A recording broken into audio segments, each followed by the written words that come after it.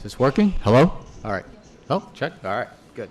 Well, good evening, everybody. Wow. Welcome. I'm Vinay Najawan. I'm one of the radiologists here, and I was a former partners of Dave and Dr. Winter. I'm a radiologist here at Mayo Health System, and I'd like to welcome you all to this year's Imagine lecture. And I'm kind of a little nervous because I've never seen so many people in this lecture hall at one time, so this is awesome.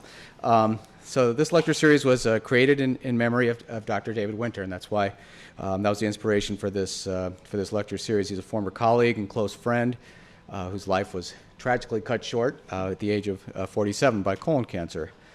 Dave was highly regarded in our group and within the organization for his intellectual curiosity, his uncompromising vision, and he was really instrumental in shaping what is our modern radiology department here. Dave was especially fascinated by those who push the limits of human achievement.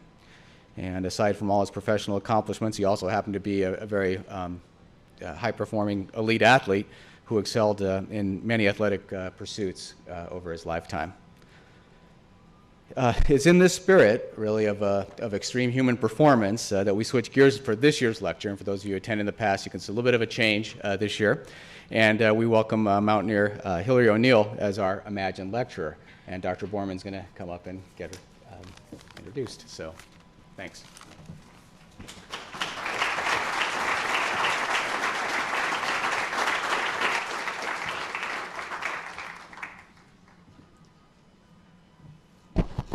Can you hear me all right? It's really great to see all of you here. And this is really what we hoped when we established this lecture series. I was fortunate to have known and worked with David, and he was a wonderful person, and he was truly inquisitive by nature, always learning professionally and personally, and as Vinay noted, was very keenly interested in people who pushed human performance. And I think you'll understand that Hilaree O'Neill is one of those people. She began skiing at age 3, climbed Mount Rainier when she was 22, and picked up ski mountaineering while she was living in France. Skied in Russia, Mongolia, Pakistan, Lebanon, and the Canadian Arctic. She hit the Himalayas in a big way in 2005, climbing the 8,000-meter peak Choyu in Tibet, from which she made a ski descent without supplemental oxygen. Her companions, all seasoned alpinists, extolled her resilience at high altitude. Outdoor magazine named Hilaree one of the most adventurous women in the world of sports. Becoming a mother of 2 boys did not slow her down. From her home in Telluride, Colorado, she made regular pilgrimages to the high mountains of Alaska, Pakistan, and India. Then came Everest. Hilaree's enduring presence on the North Face athlete team led to an invitation to the Everest Education Expedition. This was a multifaceted endeavor to not only celebrate the 50th anniversary of the American ascent of Everest, but also an in-depth study of human physiology with the Mayo Clinic and National Geographic. Surrounded by younger members she would mentor and alpinists who would mentor her, she attempted to climb the planet's tallest mountain during a season beset with storms and conditions made dangerous by melting glaciers, which resulted in treacherous rock falls and icy slopes. Reaching the summit of Everest did not satisfy Hilaree. The next day, she and her climbing partner, Chris Erickson, marched up Lhotse, an 8,600-meter peak next to Everest, cramming 2 8,000-meter climbs into a single day. By becoming the first woman and only the 4th human ever to climb Everest and Lhotse in a continuous push, Hilaree has entered the record books for high-altitude innovation and prowess. Please welcome Hilaree O'Neill.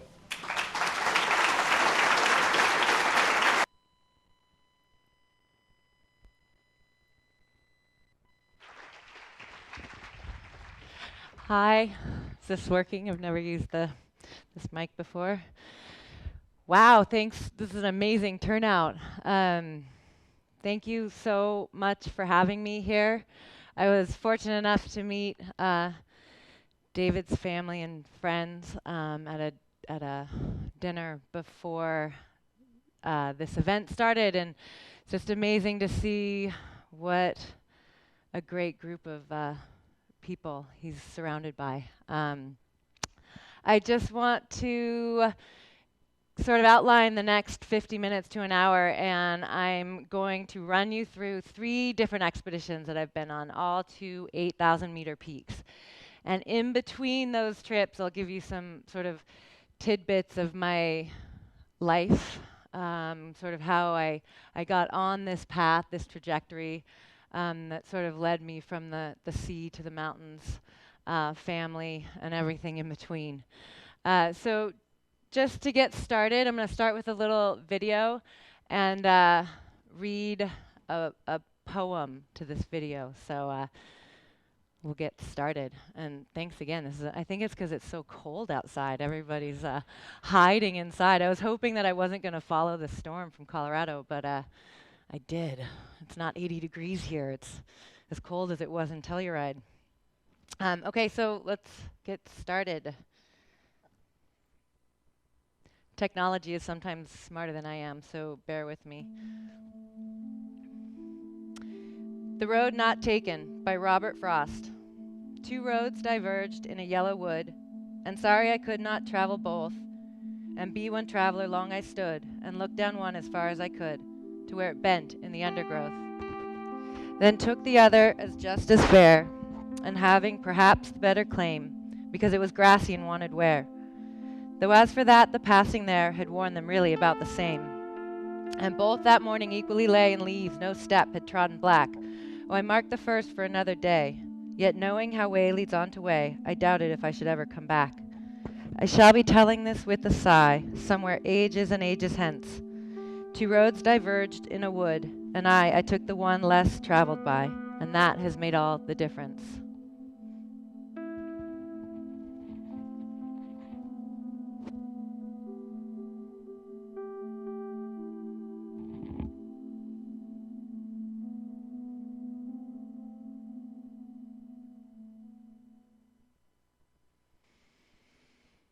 So, much to my parents' chagrin, for as long as I can remember, I have always had this aversion to being comfortable. As this picture can tell you.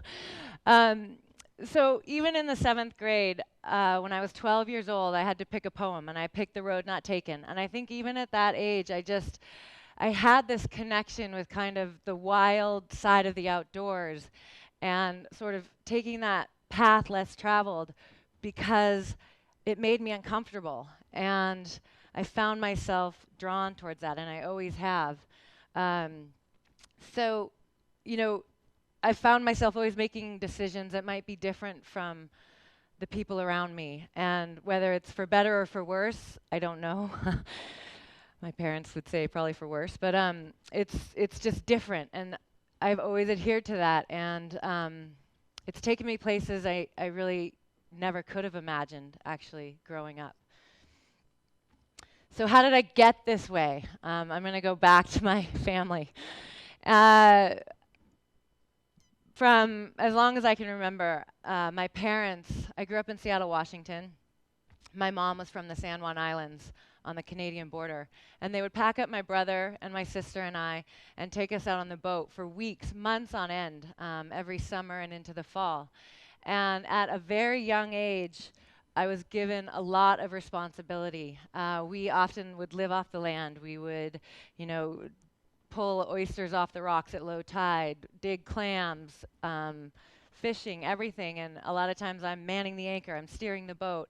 But all that independence gave me sort of not only a fascination for wilderness and wild places, but it gave me a lot of confidence, and it taught me not only how to be by myself, which I think we don't get very often in this day and age, is that time alone and with your own thoughts and how do you function when you're by yourself. But I also had to learn how to interact with the people I was trapped on this boat with, which would be my brother and my sister and my parents. So just this ability to deal in a small space and sort of create your own entertainment. By the time I went to college, you heard, I skied my whole life, but it wasn't until I went to college, I went to school in Colorado, that I started actually climbing peaks and going uphill.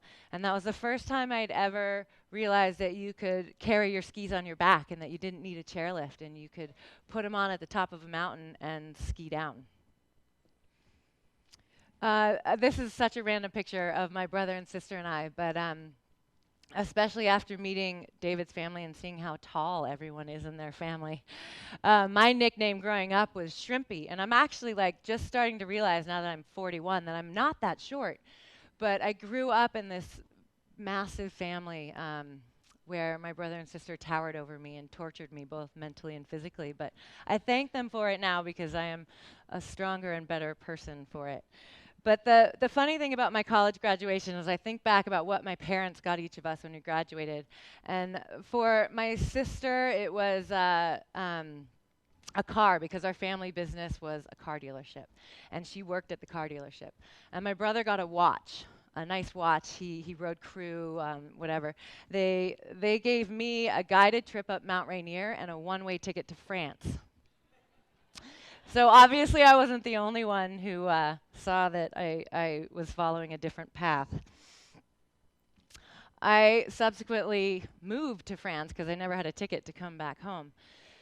So I went over there with quite a few of my college girlfriends, and they, slowly one by one started moving back home, and I ended up staying there. And I lived in Chamonix, and it's amazing in all honesty, that I didn't kill myself in that first year there because I knew nothing about glaciers and really big mountains and crevasses and what it was to have a harness and be tied into a rope. And the learning curve there is very steep. On average, one person dies a day in the Chamonix Valley. It's a very intense, yet incredible birthplace for mountaineering and ski mountaineering. After a few years of skiing there, I was doing descents, this is a pretty big descent in the Chamonix Valley, and I was kind of doing them with complacency and not having my edge. I was taking things for granted.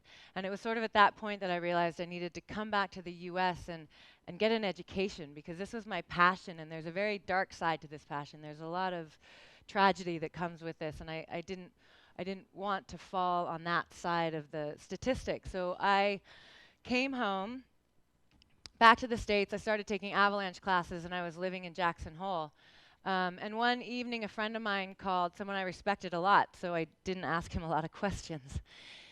And he'd asked me to go climb and ski something on Buck Mountain, which is right across from the Grand Teton. And how many in here have ever been to the Tetons? That's a lot. Has anybody ever been there in January when it's really cold? Yeah, it's super cold, right? So this was in January. I still didn't even have a good mountaineering setup, and we went to climb Buck Mountain. And the way we went up was great. It was mellow, but it turns out that wasn't the way we were going to go down. He started coming down this couloir here, and you can see it ends in a cliff. So next thing, we're kind of pounding pitons into the rock and pulling out the ropes and rappelling 2 or 3 pitches down 300 feet of rock. And the significance of this is that the next day I went to a retailer show in Salt Lake, and that was where I met with the North Face. So this was in 1999. It was a really long time ago. I was pretty young. And the North Face happened to be looking for a female ski mountaineer. And at that time, that was sort of a new title. There weren't a lot of women doing what I was doing, and to be honest, I didn't even really know what I was doing. Which sort of plays into this next slide, that they were asking me about winter camping and how much work I'd done out of a helicopter and if I'd done filming and my time at elevation. And I was young, and so I was just kind of nodding my head and yes, I've done all of this. And ironically, this was actually the same day that I met my husband. We married a few years later, but I'll get back to that. So they decided that they would use me for this expedition to India. And so within a month, I found myself on a plane headed to the Indian Himalaya. And while that trip wasn't necessarily successful in terms of summiting, it was the first time I'd winter camped. It was the first time I'd been in a helicopter. My first experience doing this as a profession with filmers and photographers. And most importantly, it was the first time I'd been at any real sort of elevation, 17, 18,000 feet. And I was hooked. I was obsessed with it. So I came back home. I was still living in Chamonix, but I basically spent the next 6 years taking avalanche courses. I started guiding heli skiing in Alaska. I spent a lot of time teaching women's clinics because I found that from teaching I actually learned a ton. I learned more and more about how to do things, and just that venue of teaching forced me to stay current on everything that I knew. So after about 6 years and a marriage and several other things that happen in life in 6 years, I found myself invited on an expedition to my first 8,000 meter peak, Choyu. Security is mostly a superstition. Avoiding danger in the long run is no safer than outright exposure. Life is either a daring adventure or nothing, by Helen Keller. So I did have a map out for each of the 3 peaks, but it turns out they're all in the same place. So you can see sort of that Nepal Tibetan border. That's where Choyu is. It falls on the Chinese side of the Tibetan plateau. It's only about 30 miles from Everest. It's the 6th highest mountain in the world, and this is the face that we were hoping to ski. And it's, fairly daunting when you're walking under it, but also very aesthetic from a skier's point of view. We had opted to climb this peak unsupported, so that means without any help from high altitude porters or Sherpas and without supplemental oxygen. And in a lot of ways, that's an amazing way to acclimatize, or at least to know if you can't acclimatize. You learn pretty quickly when you aren't using any sort of supplemental oxygen. So this is looking back down on Camp 1, and a friend of mine, Kasha Rigby, who I've done many, many expeditions with, was walking up, and it's sort of a typical scene. A lot of 8,000 meter peaks see a lot of traffic. And again, this was in 2005, and nowadays, there's probably 10 times more people climbing these peaks than there were even 10 years ago. So you can see the conditions are really ideal. And if you imagine all this buildup I had up with 8,000 meter peaks, I'm thinking, oh my God, these are the hardest things in the world. It's going to take forever. I hope I can do this. And somehow this trip turned out a little bit differently. This was at our high camp. We're almost in the death zone, and everybody know the elevation of the quote death zone is 8,000 meters, or roughly 26,000 feet. Kasha at this point had decided to use supplemental oxygen, and I was in the tent with her because we were sharing one sleeping bag and one sleeping pad, which is what you do when you have to carry everything yourself. And I pretty much wanted to throttle her and rip that mask off of her face and put it on mine, because you can taste the oxygen. Like I still, even when I talk about it, I can sense that sort of metallic taste and the smell of the oxygen coming out of her mask. And it was probably one of the biggest temptations I've ever had in my life, because you're just so oxygen deprived. The summit day was just this gorgeous day. The snow was perfect. We reached the top, and it looks like we're standing on top of a peak in Colorado or something. I don't have on a big down suit. It was a little foggy, so we couldn't see Everest. But the mountain didn't really throw any huge challenges our way. We were able to ski down in relatively amazing powder off of an 8,000 meter peak. Like, that's unheard of. So that was my first experience with an 8,000 meter peak. We were able to climb from base camp, round trip to base camp, in 14 days. So probably about 2 weeks faster than we thought we were going to be able to do it. The sun was shining. We skied powder. We didn't use oxygen. It was amazing. I'm like, what's the big deal with these 8,000 meter peaks? Lo and behold. So I'm going to just jump back in time a little bit. Now you're going to get a little tidbit of my life here. So before I went to Choyu, I'd been married a few years at this point. We didn't have kids, but my husband was caught in a very severe avalanche, and he went about 2,000 feet over 100-foot cliffs, ended up landing on top of about 35 feet of debris. And he didn't walk away from it. I'm sure there's a few doctors in this room that can look at that x-ray and be surprised that my husband is walking, talking, fully functional individual, but his neck looks like this now. He ended up having obviously quite a few vertebrae fused. And the point of this is that you realize life is short and time passes and you don't know it. And it was enough motivation for us to start trying to have a family. And while it took him a few years to sort of recover from all the drugs and the therapy and everything from his neck, in 2007 we had our first little boy. And it was very difficult for me to continue forward with what I did as a profession. I knew at this point I was 34, and I knew that this was my life's calling, however you want to say it, that I loved what I did in the mountains. And I just wasn't quite sure how to balance being a new mother and being in the mountains.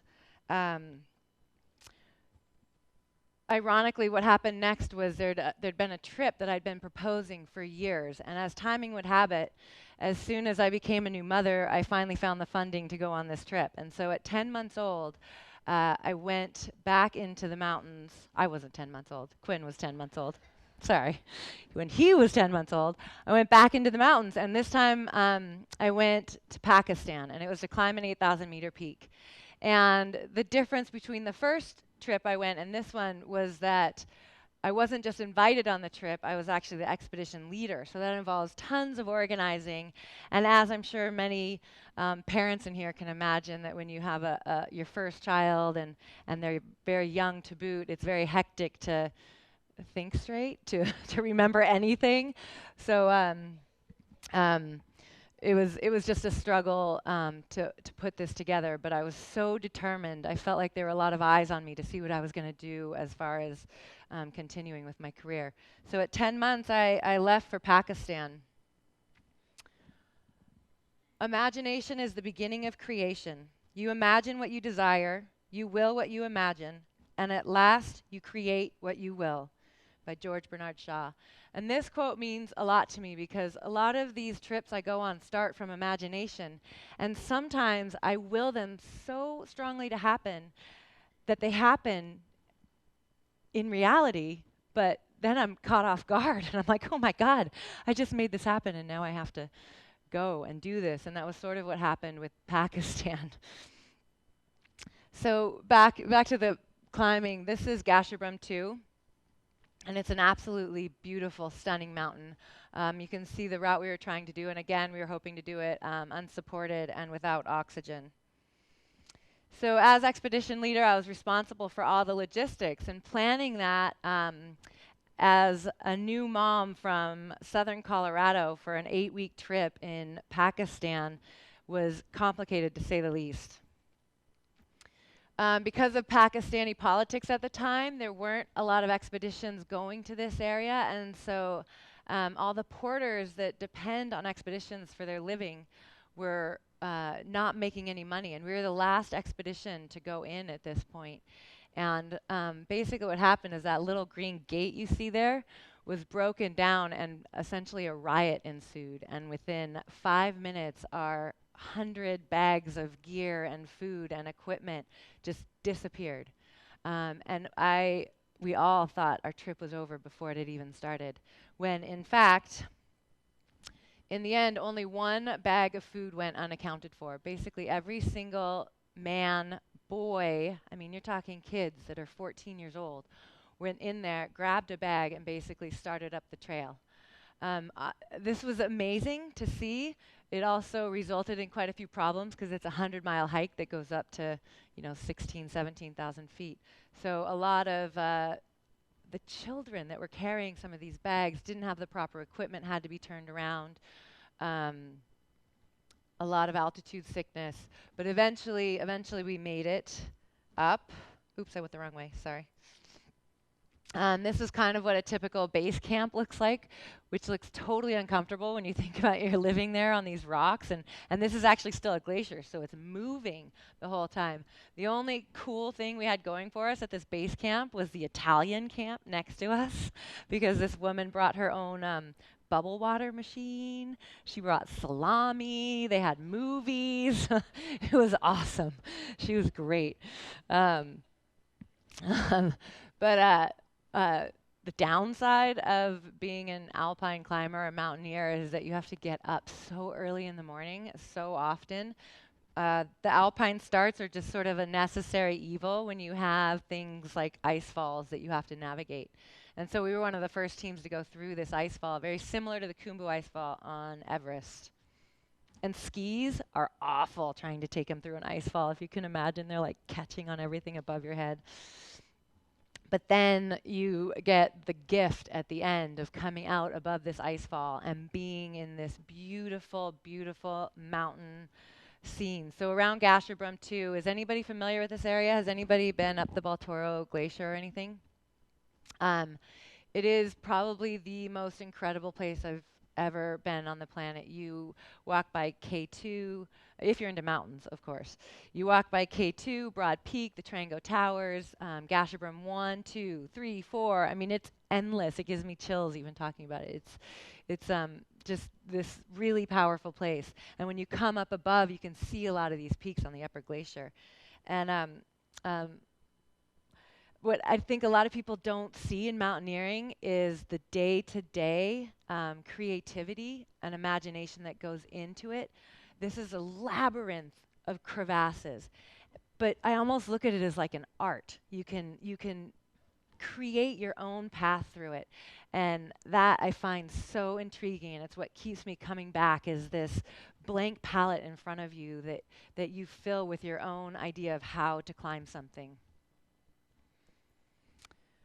So as expedition leader, I basically forgot all the food. This was really bad because before I left, when my son was 7 months old, I wasn't sleeping. I had crazy heart rate thing, and I was losing a lot of weight, and my doctor said I had something called postpartum hyperthyroidism. So normally my fighting weight is about 145 to 150 pounds, and I left for Pakistan barely weighing 130 pounds. So really bad to forget the food for high mountain. I was with two other girls on this trip, and I basically made the three of us girls, because mountaineering is predominantly men, I'll just say it, I made them go around and basically beg food off the other camps so that we had some food for the high mountain. It worked to a certain extent, but in the end, the cook kind of took pity on me, and he snuck out this pound of butter in a can, and he gave it to me, and it's still, I kind of want to gag when I see this picture, because I carried that thing with me everywhere I went. I ate it by the spoonful. I would put it in my coffee in the morning. I'd put it on my cereal. It was the only way I could get enough calories to keep me going on the mountain. So I don't know, are you guys getting sort of the difference here already between that first 8,000 meter peak and the second one? Starting to come to light here. Oh wait, oops, sorry. So did I just skip one? So just a quick video about our summit attempt. The team continues to gear up and push higher. They are running low on food and water. Just this little bit of sun. It's on me right now. It's freaking so hot. Oh, 7,000 meters. Windy. Windy day. Waiting.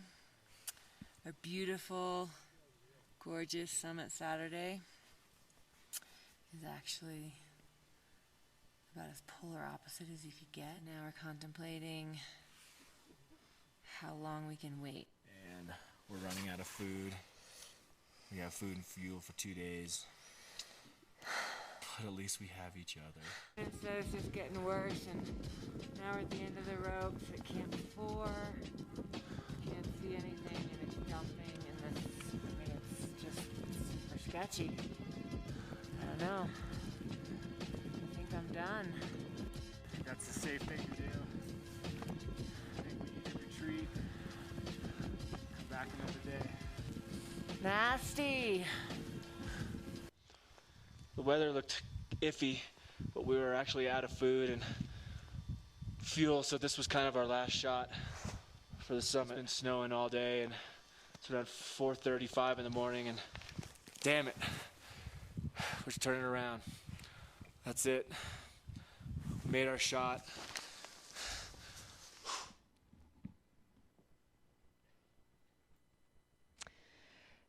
So, turning around at that point, if you think I was in charge of this expedition, I'd committed to spending 2 months away from my family. I wasn't very good with failure. I can say that after years of therapy. No. So basically, we had to turn around, and this was our only shot. I felt like a lot of it was my fault because, you know, I had sort of fubbed on the food, and so we were running out of food. We turned around, and I came to peace with it, wanted to go home. I mean, if I could have, like, Star Trekked myself home, it would have been great, but the mountain was not done with us. We got back down to about 7,000 meters to our camp, and this storm that had started when we'd started our summit bid just came in ferociously. And we were pinned at this camp for 3 days with no food, very little water. It snowed 2 meters, so nearly 8 feet of snow. I was in the tent with Kip and another one of our climbers, and in the middle of the night, Kip actually woke up, and he woke the two of us up. And you can see it's very tight quarters. There's not a lot of room when you're in a 2-man tent with 3 people for 3 days. And he woke the rest of us up, and we all agreed we could barely wake up. We didn't know what was going on. And Kip finally figured out that our tent was completely buried, and we were being asphyxiated. So to this day, I think I owe Kip my life. He geared up, got out, dug us out, and then basically every hour for the next 24 to 32 hours, we would get out on the hour. We set an alarm, and we'd go and dig ourselves out. Finally, the storm did clear, and it was this glorious, beautiful day, but you can imagine with 8 feet of snow, it was nearly impossible to move. So to get out of camp, we had to dig for hours. We were crawling on our stomachs to get to where the slope was steep enough that we could get down. We were having to cut the slope a ton. There were avalanches everywhere. And then at one point, just because we had carried our skis for weeks and up so high, we put our skis on and made like 5 turns. But it was still rewarding. You can kind of see Camp 2 just barely on those little ledges sticking out. There's some tents there. There's a picture of my friend John snowboarding down, and I just put it in because it's just such a beautiful picture. We get down, and Murphy's Law would have it, we still can't get home. The bridge was washed out because of all the snow. So much water in the rivers washed out the bridge.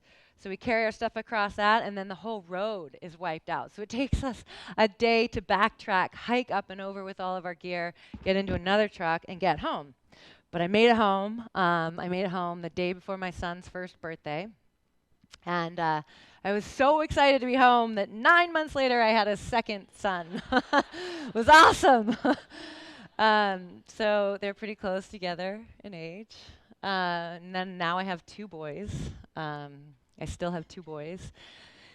I was of the opinion that if you suffer and crush yourself at high altitude, you can't come home and get pregnant right away, but I was wrong.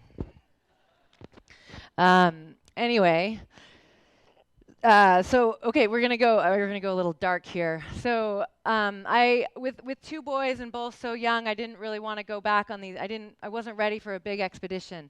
I wanted to work close at home, and work for me was guiding heli skiing, and I had been working in that job for 10 years on and off and working with Helitrax. So my first day back at the job, there were 2 groups.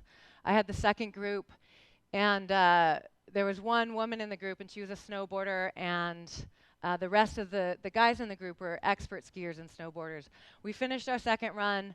I had them all go ahead because we had kind of these whoop-de-doos. How many skiers and snowboarders are there in here? Are there quite a few? Okay. There was just this kind of tricky section to get back to where the helicopter was going to pick us up, and she went down, and there was this tiny river she had to cross, but she didn't have enough speed, and at the very last minute she missed the track, and she lost her heel side edge and fell backwards. And what I didn't know, she fell out of sight, and what I didn't know, I was right there, but her head got pushed from the force of the river under this undercut bedrock, and it basically pinned her head, and she drowned in less than 2 minutes.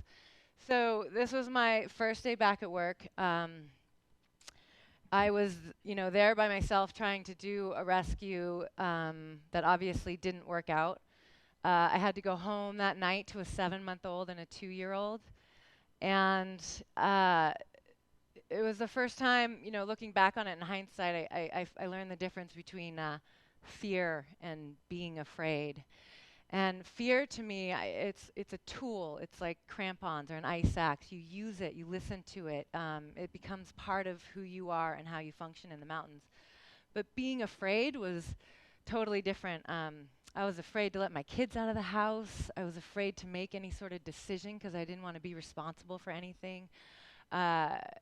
All my life I'd had this limitless open vision, and all of a sudden I felt like I was suffocating, like I was just trapped in this tiny little room and I couldn't get out of it. And eventually I kind of went on like this for a year, and eventually, my husband, friends finally got me to get some help, and I found the right person and was able to work through it. And then sort of my mentor, my mountaineer and climbing mentor, reached out to me, and he convinced me to come back into the mountains. So the accident was in 2010. In 2011, he invited me to go on a climbing skiing trip to Denali, Mount McKinley. And not just was I invited on it, but he, sorry, can you guys all hear me? This keeps cutting out. He put me in charge of the expedition.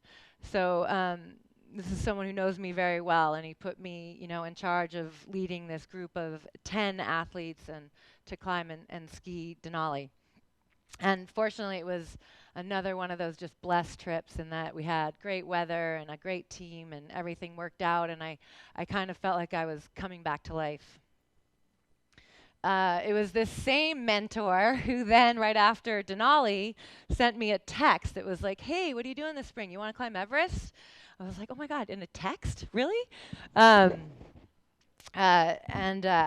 Of course, I dismissed it completely offhand, but then my husband got a hold of the idea and found sort of who the partners were involved in it: Mayo Clinic, National Geographic, North Face.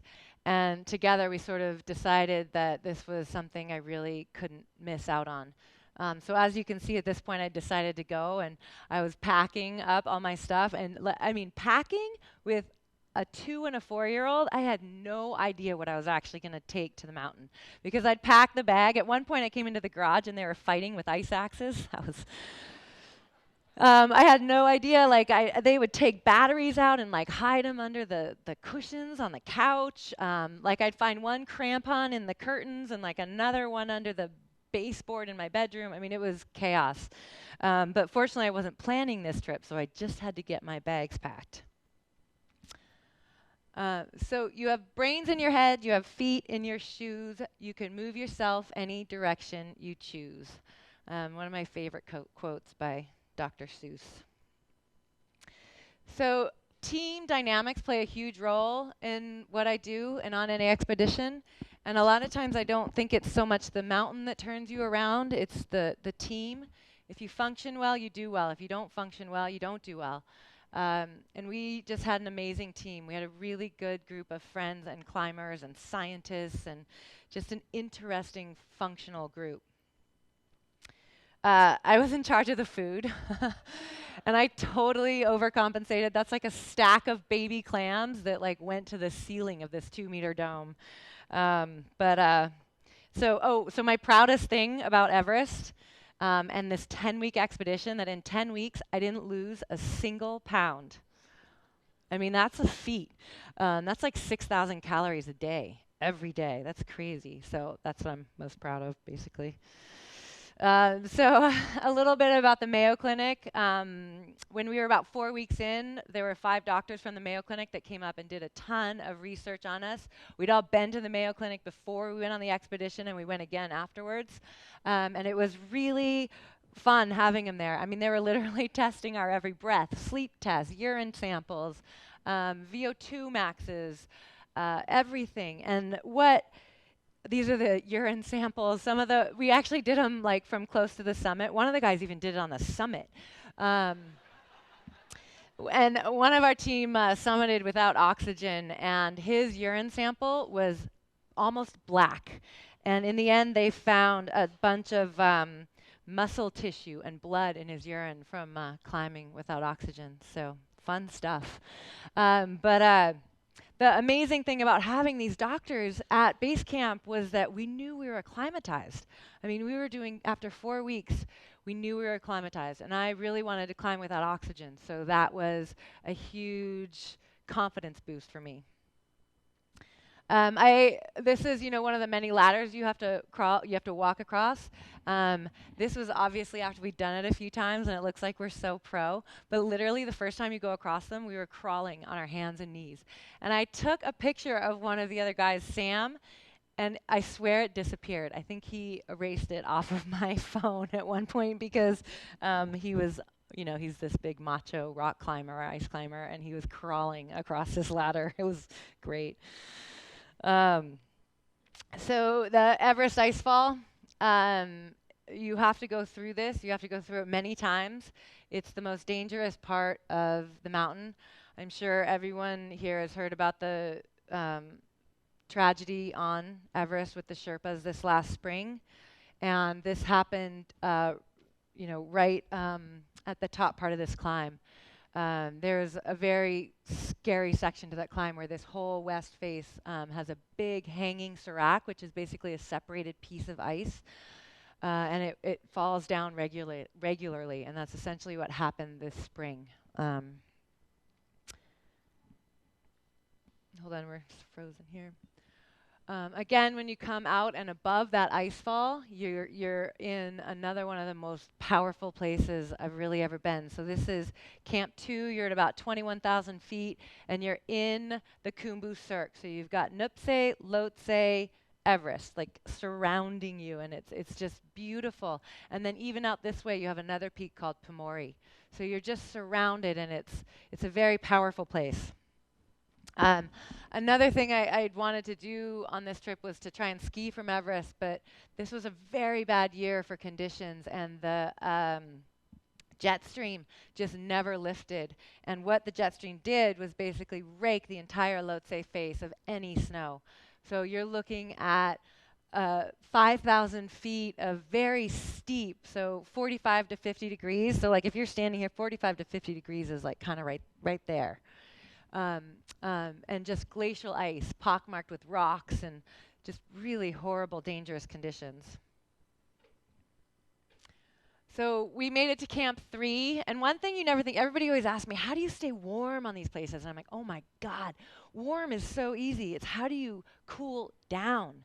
Daytime temperatures get over 100 degrees when you're out in the snow, and it's because the solar radiation, when you're up that high and there's no shade and it all reflects off the snow, and you are dying hot. So a lot of people actually get heat exhaustion when they're up so high, and you're trying to seek refuge in the tent. And then as soon as the sun goes down, it drops to 20 and 30 below. So it's these huge temperature gradients. When we came out of Camp 3, we deliberately forgone the first summit window because there were 300, 400 climbers going on one summit window. And so we decided to wait and hold back for the second summit window, and thinking there would be less climbers. And when we came out of Camp 3, we were met with a lot of climbers. And it made traveling very difficult, especially because a lot of people don't have any experience, and a lot of them are wearing. Does everybody know what crampons are? You put them on your feet and you can walk on snow and ice. And people practice that, but if you're not really well versed in crampons, there was probably about 50% of rock on this route this year, meaning no snow or ice on it. So you're using your crampons on rock, and it's very different. It's very hard, and it just slows everyone down, and therefore you get a really bad lineup. Okay, so I just had this in here because he's smoking a cigarette, and he's at 26,000 feet. And I learned from the Mayo Clinic doctors that in the short term, smoking a cigarette puts your lungs into like panic mode, and so it'll open everything up, and you can actually take in more oxygen. Yeah, in the short term. And I still didn't smoke. I didn't try it. But anyways, a lot of the Sherpas are smoking cigarettes up high. It's kind of funny. Because when we got to the summit, our weather window hadn't gotten there yet, and my mentor, Conrad, who was the one who got me on this trip, I was going to climb with him without oxygen, and we got up there. We made it to 8,000 meters without oxygen, and then he decided he wasn't going to climb because he just didn't feel good. He was crushed. And I didn't have the fortitude, the wherewithal to do it on my own. It would have meant climbing completely independently, and so at that point I decided to use oxygen. But I'm sort of stubborn, and I had deliberately not practiced on how to use an oxygen mask or the oxygen tank or anything. So I just fumbled with the thing the entire time. It kept freezing on me. It wasn't such a, we didn't get along very well. This is what it looks like. You get out of your tent. You arrive at Camp 4 at 1 in the afternoon. You rest for a few hours, and then at about 10 or 11 p.m., you get up and you start walking. We were kind of behind everybody, but because we've all climbed a lot, we caught people rather quickly, and we ended up in this big line of people. And what happened is then you unclip from the lines, and you start running to pass people. You're passing 20 people at a time. And then you get back in the line, and you crush yourself. That is not the way to climb at high altitude, because you're going too slow, you get cold, and then you're running, and your heart rate just goes through the roof. So we crushed ourselves on this climb. This is standing on the summit with Mark Jenkins. He was the writer for National Geographic. While we weren't climbing, the Sherpas weren't guiding us. We had a group of 9 Sherpas on our team, and they were doing a lot of the scientific research, so carrying the GPS. This is Jangbu Sherpa, and he was already on the summit when we got up there. And another reason I didn't go with oxygen was the weather hadn't come in, so it was still really windy. When I got out of the tent that morning, it was 30 below, and the summit was about 50 below zero. So that's so cold that the fluid on your eyes freeze if you take your goggles off. It's the kind of cold if you like spit, it like freezes before you hit the ground. You get condensation on your oxygen mask, and it drips down, and it landed on my zipper, and my zipper froze so badly that I couldn't unzip my suit at all. And that was where I had my water, was in the suit next to my body, so I didn't have water the entire time. I also thought, when I first was coming up after the Hilaree step, that it looked like there wasn't anybody on the summit, but then I got to the summit and there were like 50 or 60 people. But it was still amazing. There's no way to detract from seeing the sunrise on the top of the world. It was beautiful. We started down at probably about 6 a.m. or something, and the Hilaree Step is this kind of chunk of rock where you can see people in the sunshine there, and we were stuck there for almost an hour waiting because it's a one-way street right there, and you can't see the people coming up. And that was the one point where I kind of started to get scared and just like, oh, I can see how if there was weather or anything, you would be in pretty dire straits being stuck like that. As we were walking down, I will admit I was pretty frustrated with the climb and kind of being in that Congo line. And it was at this point we had gotten permits to climb Lhotse, but I don't think any of us really thought we would do it because it's hard to have a solid weather window. It's hard to stay healthy. They're pretty far apart. It's a big distance to cover. But once we started going down and the crowd dispersed, and you look up and you realize that Lhotse just covers your entire vision as you're going down the ridge from Everest. And you can just make out the tents over here. I have this little pointer. I don't know how to use it. Oh, there. There's the camp. So we were walking down this ridge, down to camp, and then you had to go up and over the spur, and then all the way down, and then back up. And see this couloir here? That's the couloir you climb to get to the summit of Lhotse. And all in all, from basically from the summit of Lhotse straight down to Camp 2, it rises 2 miles in elevation and is only 1.4 miles of vertical rise. So it's the steepest face of its size in the world. And it's just magnificent. There's really no other way to put it. So that started like filling our mind that, hey, you know, God, if we can pull this off, maybe we should at least try to go to Lhotse and just have that kind of more pure climbing where there's nobody around you and you're moving at your own pace and doing your own thing. This is a bit of a morbid picture, but there were a lot of deaths in 2012 from that first summit attempt. 7 people were killed, all Westerners. And you can see how close you are to those bodies. You're walking right by them. And in fact, this year, because the snow was so low, there were bodies uncovered from 2 decades earlier that were exposed just because the snow's all melted down to the rock at this point. So it's a pretty crazy place up there, to say the least. And you're wondering about yourself, like, how do you just walk around these bodies? How do you just step over them? What is that? I don't really have an answer to that one. We got down. Emily, a friend of mine who was climbing with us, she took this picture, and that's Chris Erickson next to me. He's the one we ended up climbing Lhotse with. Emily ended up going down after her summit, and Emily ended up going down, and Chris and I decided to stay and try and climb Lhotse. This is Onkaji Sherpa. He had been the first to summit that year, and he decided to stay with us as well, not to climb, but to help us carry our stuff down. So even though we were climbing on our own, there's no way we could have done any of this without the help of Onkaji and the other Sherpas that moved our gear around from one camp to another. And he made us top ramen and hot tea, and they're just this most amazing people that you get to interact with when you're on this mountain. And sadly, he was one of the Sherpas that was killed just this last spring. So I just love that photo and his smile. So we started up Lhotse. Again, we left at about 9 o'clock at night, 10 o'clock at night, and this is a picture from Lhotse looking at the climbers going up Everest. Lhotse is very direct. It's very vertical. There's no room for really other people on the route. This is right before the summit, and the summit of Lhotse is like the size of the hood of a car, only like lifted up.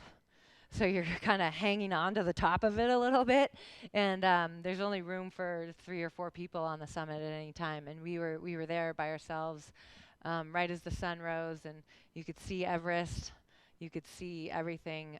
It was really amazing, and it sort of was fulfilling in the sense of what I didn't quite get from Everest.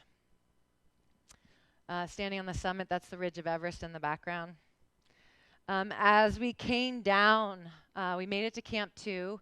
Just to give you an idea of the crowding on Everest, they're about the same elevation gain, same distance. It took us 12 hours round trip to do Everest, and it took us 5 hours to do Lhotse. So it gives you an idea of how dangerous the crowding is on Everest and how slow it makes you go. We made it down to Camp 2. We had been awake for about 55 hours, something like that.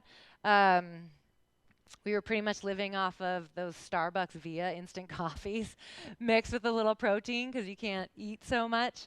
And I was like fully narcoleptic at this point. I'd like fall asleep mid-sentence. Conrad, who's in the middle, he had just come down from summiting Everest without oxygen. One more video here. If you really want something and you're motivated upstairs, you'll pull it off, because after 2 nights at 7-9, I didn't think I had any reserves left. There was 5 of our team that had made it. We'd run the GPS, We collected rock samples, all these things that we set out to do, we did. I think my favorite moment of the whole trip in regards to climbing was standing on top of Lhotse.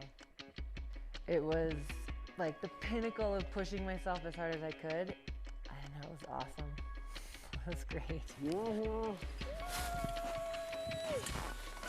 So there's a beauty and a rawness that is unlike anything else we get to experience as humans.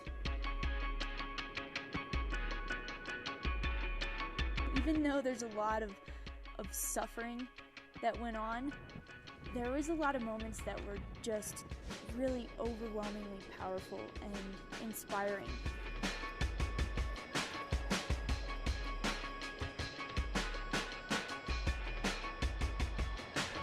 There's a lot of hard work and hardship and risk involved in it, and to overcome those obstacles for some people, like myself, that's happiness.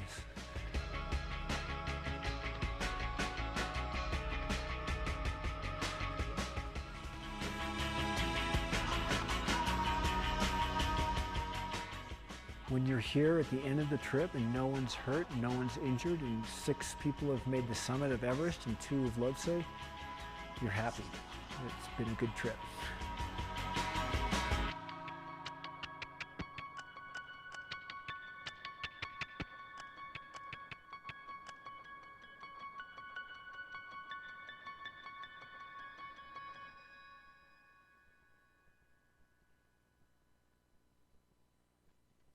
So Conrad's a really good mentor to have. You can see by his sort of wise words.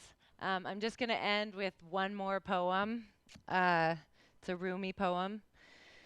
What will our children do in the morning? Will they wake with their hearts wanting to play the way wings should? Will they have dreamed the needed flights and gathered the strength from the planets that all men and women need to balance the wonderful charms of the earth, so that her power and beauty does not make us forget our own?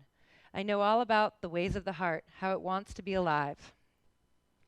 Love so needs to love that it will endure almost anything, even abuse, just a flicker for a moment. But the sky's mouth is kind. Its song will never hurt you, for I sing those words. What will our children do in the morning if they do not see us fly? By Rumi. And that's it.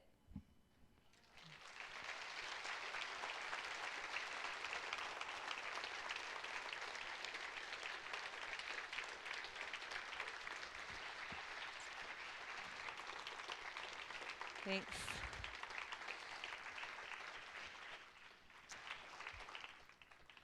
I think is Dr. Borman back there? Do we have time for a Q&A? If anybody wants, just open it up to questions. And thank you again so much for coming out for this. It was great to be here. Yep. They're starting to, and I'm not so sure how I feel about it. Yeah, and they like it. It's a little disconcerting. They did just climb their first 14er this summer. So at 5 and 7, 5 and 6. Yeah. So it's good. Handy's Peak outside of Silverton, Colorado. Much has been written about the waste, piles of waste on Everest. Do you want to comment about that and what should be done regarding that problem?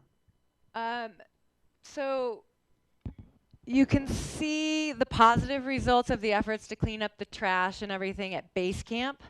While it's still there, there's a lot of regulations in place, and there's checks and balances and everything, and base camp is relatively clean at this point.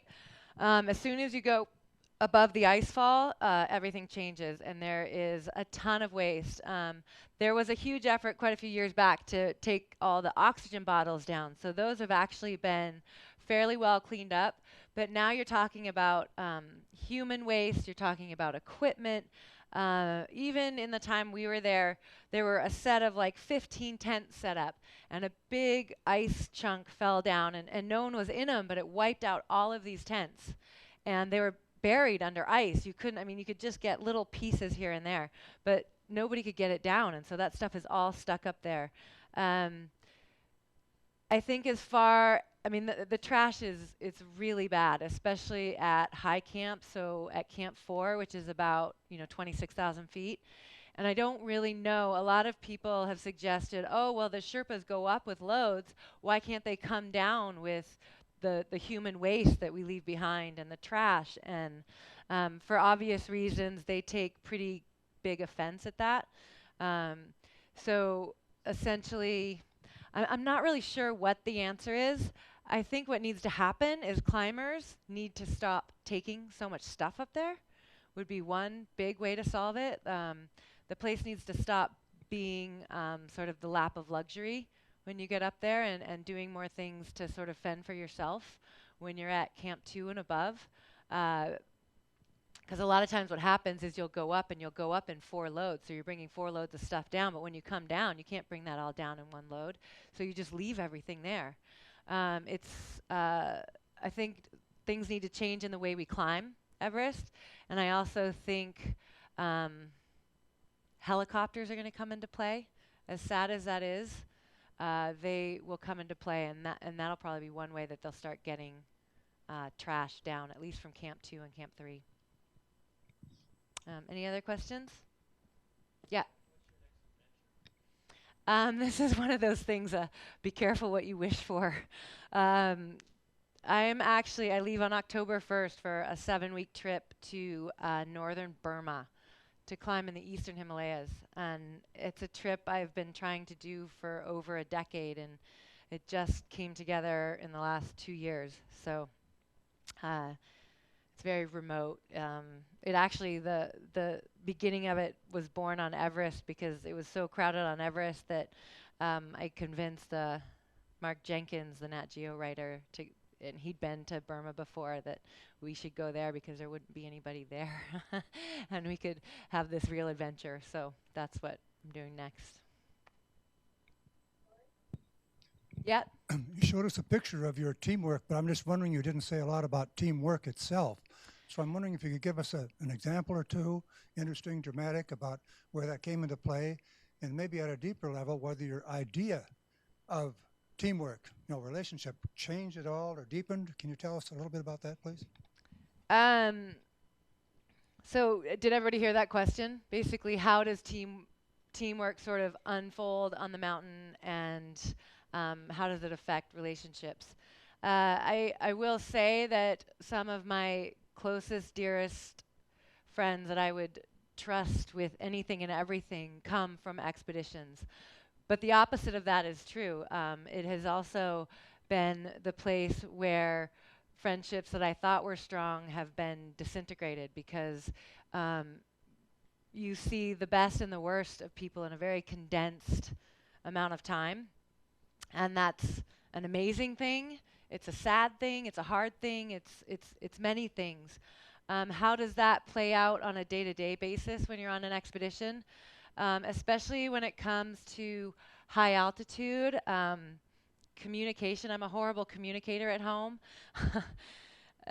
Yes. Anyway, I'm a bad communicator. But when you get up in the mountains and your life literally depends on the person that's on the other end of that rope, you all of a sudden learn how to speak and communicate and understand what people are saying. And one of the biggest problems with altitude is that it affects your judgment, and it affects how you think and what you do. And when you're up high, some of the very specific instances, I have to take my harness off because I've got to add an extra layer of pants. I put the harness on. I ask my teammate to double check it because I'm not sure that I'm thinking straight. Tying knots, you're just watching each other and you're looking out for each other. On Everest at the South Col, I had to change my oxygen tank, but I hadn't practiced with it at all, so I didn't know how to do it. So Chris Erickson stepped in. He had to climb down and come and change out my oxygen tank for me because I was so stubborn thinking I was going to climb without oxygen that I didn't know how to do it. Let's see, little things. I was in Mongolia with a group of women, and we were climbing all these peaks, and we were sort of subject to the outfitters, and they didn't believe we could do it, so we didn't have enough food. Again, sort of a constant theme. We pooled all of our food. Everybody emptied their pockets, and we laid it out in front of us and divvied it out. And if somebody ran out, you would give them their food. Like, there's just this sharing and this amazing compassion that comes out when you're so dependent on someone else. And it's something that doesn't happen so much in day-to-day life in our society. So that's one of the things I really, really love about expeditions, is that partnership. Yeah.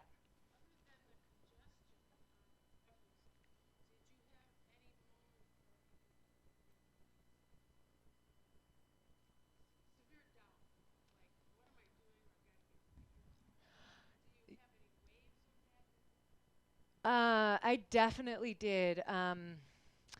Normally, in when I'm home, and I'm not a very superstitious person, but when I get into the mountains, that changes a little bit. And when I first started on that summit day to go up Everest, I mentioned the whole oxygen thing. I was having a really hard time with that. I had tried to put my crampons on, and I walked 10 feet, and one fell off. I walked 10 more feet, the other one fell off. I couldn't find the ropes to start the climb. Like, I felt like there were all these signs telling me not to go. And it was really stressful because, I had a 2-year-old and a 4-year-old at home, and there were so many people in front of us. And I'm not really sure what I did to overcome that, but it did revisit me as I went up that climb. Lhotse was different. I didn't have that on Lhotse. I felt like I was on my game and I was in my zone. But Everest, that climb, I was really out of it, and there were, I knew there were bodies on the climb from 5 days earlier, and if you can imagine, you're climbing in the dark, and your only light is this headlamp, and so you're coming across these bodies in the middle of the night, and I mean, talk about something that makes you want to turn around. That was pretty traumatic for me, and in a lot of cases, you're having to unclip from the rope and walk around these people and then clip back in. So it's very close, very personal. Not long after Everest, I was climbing the Grand in the dark, and we were coming up, and I kept seeing the flashings on these tents, and my heart would go through my mouth, and I'd get a sick stomach, and I realized that I kept thinking that every one of those like fluorescent reflective flashings was a dead body. So you can kind of think there's a little bit of trauma that comes away from that thing, and definitely instances where I didn't want to be there. Yeah.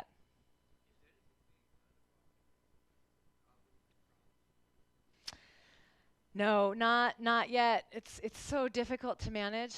2012 was really bad because normally in a season you'll have 10 to 20 summit days, and this particular season we didn't have that. There were only 3 summit days, and so it smashed everybody into one go, essentially. So a lot of times the congestion, that was just the year I was there. A lot of times it's not as bad as what we had in 2012.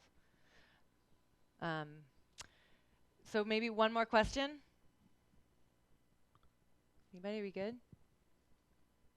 Yeah. I always am like, my kids.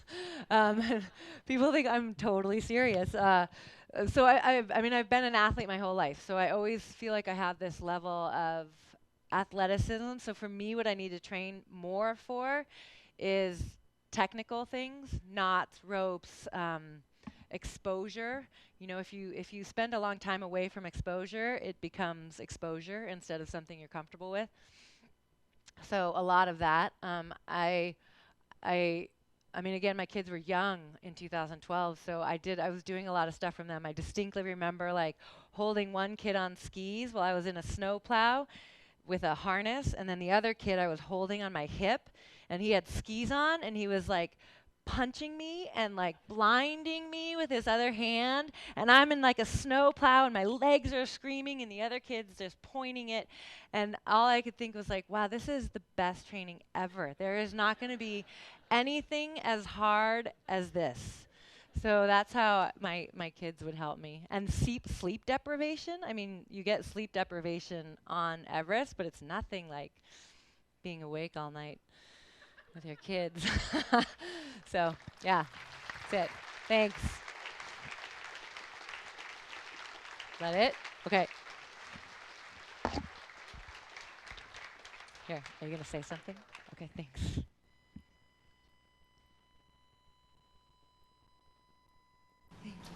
Totally in the spirit of our Imagine lecture. I would like to share some follow-up from our first 3 lectures. Dr. Robert Winter David's father started these lectures with a focus on lifelong learning, sharing his insights as a world-renowned spine surgeon. Very sad to report that Dr. Winter lost a courageous battle with malignant melanoma and died earlier this year. The very high standard he set for the Imagine lecture lives on, however. Our second lecture was presented by Dr. Ed Stone, the lead scientist on the Voyager spacecraft mission. Since he spoke here, he has received the NASA Distinguished Service Public Award, the 2014 Howard Hughes Memorial Award. He reports that Voyager 1 continues its journey, the only man-made object to enter interstellar space. And they're currently analyzing data from a solar burst in May that caused the plasma around the Voyager craft to sing. Since Dr. Stone's lecture in 2012, Voyager has traveled about 660 million miles and now is about 12 billion miles from Earth. Last year, Dr. Boachi Aji shared an inspiring and humbling story of his efforts to establish a clinic and hospital in his native Ghana for children with spinal deformities. What he had accomplished with personal dedication and limited resources is amazing. He shared this message with me. I have retired from HSS in New York and moved to Ghana to run the hospital full-time. We have received accreditation to begin an orthopedic residency and spine fellowship program at the hospital, so my presence is needed to provide leadership for the hospital's programs. We are getting patients from all over Africa, and it is keeping us busy. We plan to expand our facilities to bring in more faculty and admit more patients. Now I'd like to thank the generous individuals who made this lecture possible. This marvelous auditorium was an exceptional gift that gives us such a wonderful setting for these lectures. And many individuals have donated to the fund that supports this lecture, and I thank them sincerely. Now I'd like to invite you to next year's lecture, September 10th, 2015. Joe Schmidt will be our speaker. He has had a front row seat at some of the greatest sports events in Minnesota history. He has interviewed the biggest names, covered the biggest events, and turned in some of the biggest expense accounts in TV history.